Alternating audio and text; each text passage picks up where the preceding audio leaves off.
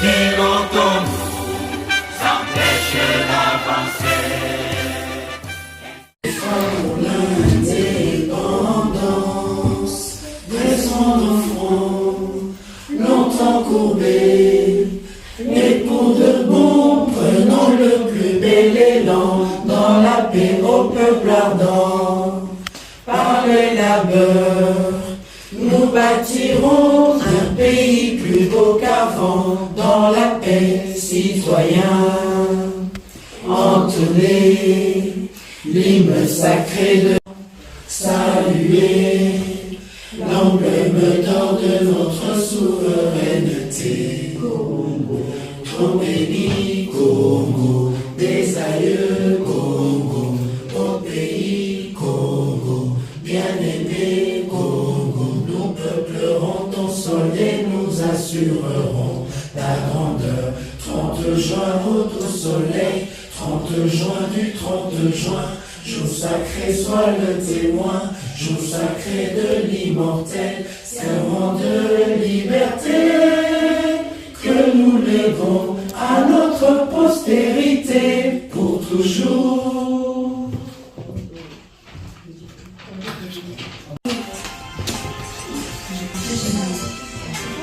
Oui, c'est ça.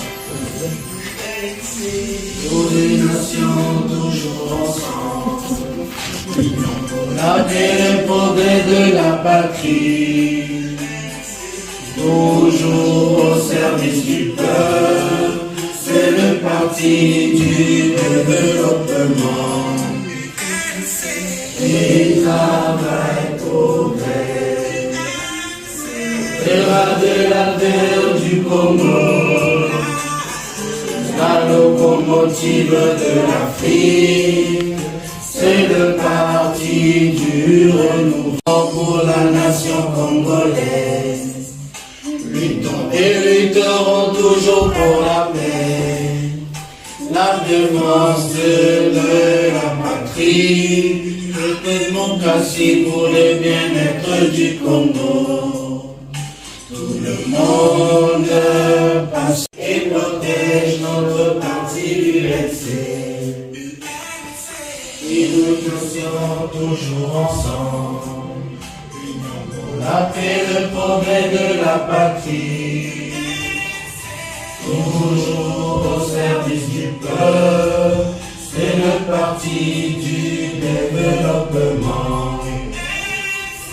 Et travail, progrès, fera de la terre du Congo la locomotive de l'Afrique, c'est le parti du renouveau. Et soyons prêts à relever le défi.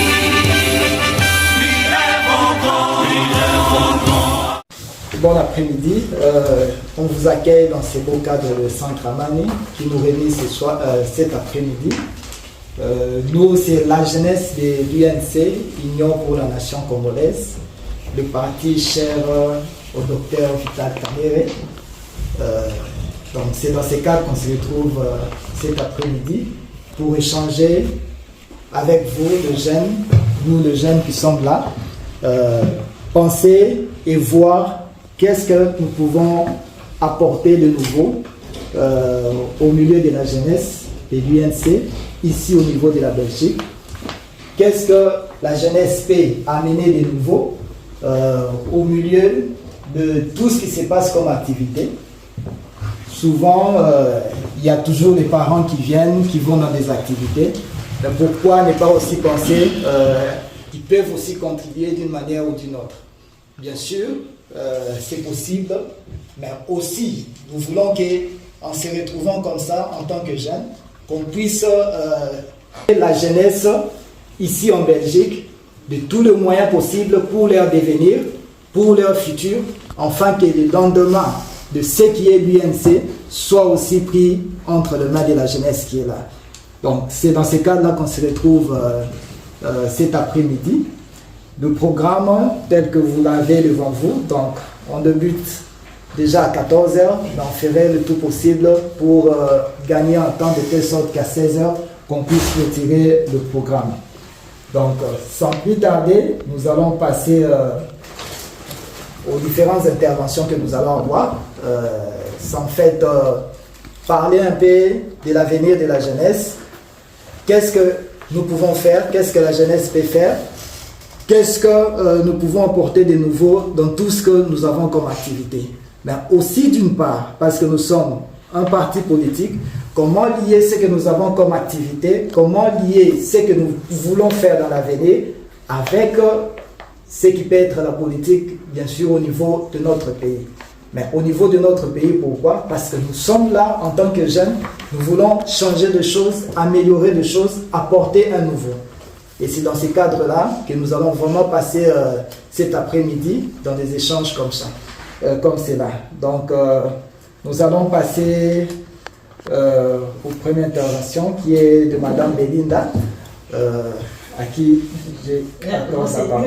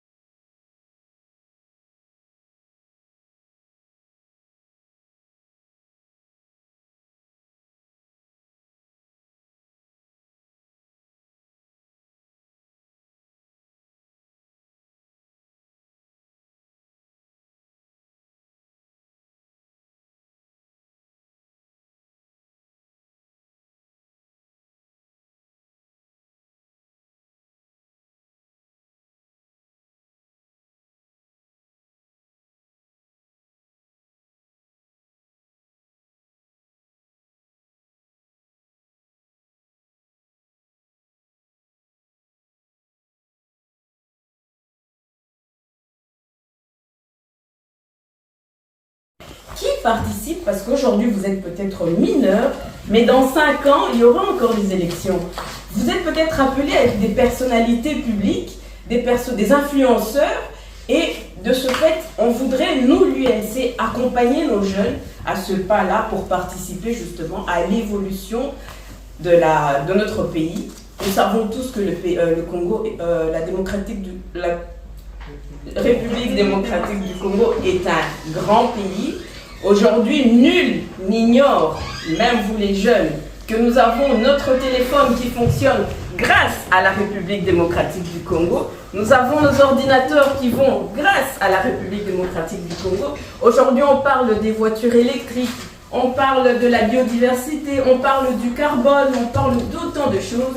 Et c'est par la République démocratique du Congo que tout cela viendra. Mais on voudrait juste conscientiser nos jeunes que c'est maintenant qu'on s'y mette et que, avec ce projet pilote des processus électoraux qu'on a étendu sur certains pays, entre autres la Belgique, la France, les États-Unis, le Canada et la République démocratique du Congo, je pense que nos jeunes doivent se réveiller pour dire qu'enfin on a pensé à nous. Il n'est parfois pas utile de se déplacer jusqu'en République démocratique du Congo, mais en allant juste visiter certains sites, vous verrez la beauté et la grandeur de la République démocratique du Congo. Vous pouvez encore aller au musée de Tervuren qui montre autant de richesses, autant de minerais, parler de la culture, participer à des forums, à des débats comme celui-ci, peuvent vous enrichir et vous donner ce goût justement de vous ouvrir pour que nous puissions enfin, la main dans la main, vous aider à avancer vers le pays et en allant vers le pays, avoir déjà assez d'informations sur tout ce qui se passe au pays. Mais du moins, avec vous, on aimerait bien créer, mais sur quel support pour, par exemple, parler de l'enrôlement. Par exemple, l'UNC partira demain accompagné d'un groupe de personnes pour aller s'enrôler à l'ambassade du Congo. On aimerait bien mettre ça sur ce support. Il y aura des candidats présidents. On aimerait bien mettre ça sur ce support. Il y aura des mouvements de jeunesse, par exemple, pour la propagande. On aimerait bien mettre ça sur ce support. Mais maintenant, la question est à vous, jeunes. Sur quel support pouvons-nous mettre ça pour que cela vous intéresse? Parce que, bon, Facebook, j'entends parfois mes enfants qui me disent « Oh, ça, c'est pour les vieux. » TikTok, non, maman, n'y va pas, c'est pour les jeunes. Twitter, oh non, c'est pas trop intéressant.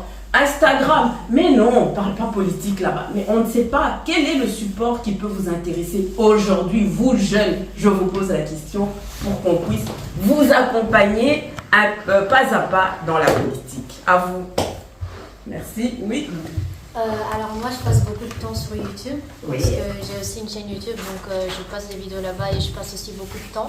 Donc ça serait pour moi une bonne idée qu'on puisse aussi mettre tout ça sur YouTube, parce que je pense que comme moi il y a sûrement d'autres enfants aussi, d'autres adolescents qui passent du temps là-bas et qui regardent des vidéos là-bas, donc ça serait une bonne idée de aussi mettre YouTube dans tout ça. Et qu'est-ce qui t'intéresserait sur YouTube? De la musique, des actions? Quel genre d'action t'intéresserait? Des discours, des conférences comme celle-ci, des partages, quoi? Il pourrait avoir un peu de musique, mais aussi par exemple des vidéos qui pourraient apprendre des choses, par exemple des choses de la politique que des jeunes ne peuvent pas savoir, ou quelques informations juste pour apprendre et encourager les jeunes qui veulent se lancer dans la politique à pouvoir s'intéresser encore plus, avoir vraiment des vidéos constructives qui apprennent. Donc ça pourrait vraiment m'intéresser sur là-dessus. Merci. Donc c'est plutôt YouTube. Oui. Encore une idée? Oui, si je veux bien juste compléter son idée de YouTube, c'est faut pas mettre des vidéos longues parce que nous on fatigue grave vite des vidéos qui durent grave longtemps. Du coup c'est des vidéos toutes petites enfin en vrai. Une minute? Une minute ça va, mais même deux, ça limite c'est 1 à 2 minutes. Hein? Mais quand ça devient 10, ça c'est 15 et tout, ça fatigue vite fait du coup. Encore une question? Oui, Megan? Moi, je pense que ce serait bien aussi de développer une application justement qui regroupe les idées politiques sur l'application. Elle puisse aussi avoir tout on pourrait sur une même application, quoi. Parce que si on est sur YouTube, on peut regarder une vidéo sur la politique et après on voit une vidéo d'un youtubeur qu'on aime bien et on se détourne. Et je pense que si on a une application vraiment qui est centrée sur ce sujet-là, ça peut être intéressant aussi. Donc une application, vous savez, on est presque des illettrés aujourd'hui parce qu'il y a encore des gadgets que je n'arrive même pas à utiliser. Alors j'aimerais bien vous faire participer et pour ce, j'ai une liste, enfin j'ai une fiche, peut-être pas sur la fiche, mais si vous pourrez annoter vos coordonnées, peut-être un numéro d'appel ou un WhatsApp ou ce que vous voulez, comme ça ensemble on peut créer peut-être un WhatsApp ou je ne sais pas comment est-ce que ça peut vous arranger et désigner parmi nous une ou deux alors responsables de ce support pour pouvoir alimenter, parce qu'une application, si toi Megan tu peux nous aider à la créer, merci, mais moi personnellement j'aurais du mal. Mais je note quand même que tu proposes une application. Encore une question? Oui. Oui, on dit que TikTok c'est pour les jeunes, mais ce qui veut dire c'est que sur TikTok, vous voyez, il y a beaucoup de vidéos qui passent, de danse, des vidéos qu'on veut parler, mais si vous mettez par exemple des vidéos UNC Belgique, ça peut venir de YouTube. Oui, les gens pourraient regarder. Mais par exemple, si, comme ma soeur a dit, une vidéo de 3 minutes, ça pourrait, vous voyez, déranger les gens à passer. Mais prendre une vidéo YouTube, une partie très importante qui pourrait par exemple, concerner les jeunes, mettre ça sur TikTok, les jeunes pourraient bien voir. Donc oui, TikTok c'est plutôt pour les jeunes, mais pas très pour les adultes, mais il y en a qui ont TikTok. Mais bien sûr, vous pouvez prendre des vidéos YouTube et mettre sur TikTok, mais pas très longues. Il y a des parties très importantes. Je te remercie. Donc, mais tu comprends que cette année, nous avons des enjeux. C'est la première fois que les Congolais qui n'habitent pas au Congo vont pouvoir voter leur président, ils vont participer. Et donc, les contenus, vous voyez, parce qu'on peut mettre des contenus qui ne vous concernent pas directement. On aimerait vraiment, ensemble avec vous, travailler sur le contenu de ce qui peut intéresser non seulement les jeunes de la Belgique, mais les jeunes de la citoyenneté universelle. Parce qu'aujourd'hui, même si on le met sur TikTok pour les jeunes de la Belgique, directement les jeunes de partout au monde vont regarder. C'est pourquoi je parle de la citoyenneté numérique. Donc, et ce contenu ne peut venir que de vous. C'est pourquoi j'appelle encore à votre aide. Quel est le support, quel est le contenu que nous pouvons mettre dans ce support-là? Oui, Samuel. Je suis d'accord avec l'idée de YouTube, mais pour être plus précis, je pense qu'il faut vulgariser parce que les médias congolais, ceux qui le font rarement, c'est ils prennent les sujets tels quels et les exposent à tous les publics alors qu'il faut cibler en fonction du public. Et je pense que les jeunes, il faut prendre le temps de rendre simple au final un sujet qui est complexe. Donc que ce soit prendre le cas de la corruption par exemple, mais en faire une vidéo très courte et très simple dans le but que peu importe qui, la personne, peu importe son niveau d'études, son niveau de langage, puisse comprendre le message. Et donc le but n'est pas d'exposer plein d'informations, mais cibler peu d'informations de façon très claire et sur un support comme YouTube. Et après la raison, on peut prendre des extraits de YouTube et les mettre sur TikTok comme elle dit, et la diffusion se fera tout seul parce que quand le message passe, les gens partagent. D'accord. Et donc des mises en scène, tu parlerais plutôt des mises en scène? Même pas spécialement, juste quelque chose de simple, c'est-à-dire une personne qui va expliquer avec quelques images, de façon avec des mots très simples, mais de façon quand même complète pour que les gens puissent comprendre. Comment est-ce que la corruption se crée, par exemple? Ou comment est-ce que un parti politique peut avoir tant de pouvoir dans un pays? Ou pourquoi est-ce que c'est important qu'il y ait plusieurs partis dans un pays et donc pas un seul? Donc un sujet très précis, mais qu'on exploite en profondeur, de façon simple, afin que les jeunes puissent comprendre. D'accord, merci. Il y a encore une question peut-être? Oui. En tout cas, ça a été riche. Je vous remercie et j'attends quand même vos coordonnées pour qu'on puisse passer à l'action tous ensemble. Je vous invite, quand ça sera effectif, à lire, à commenter, à liker, à partager. Je vous remercie.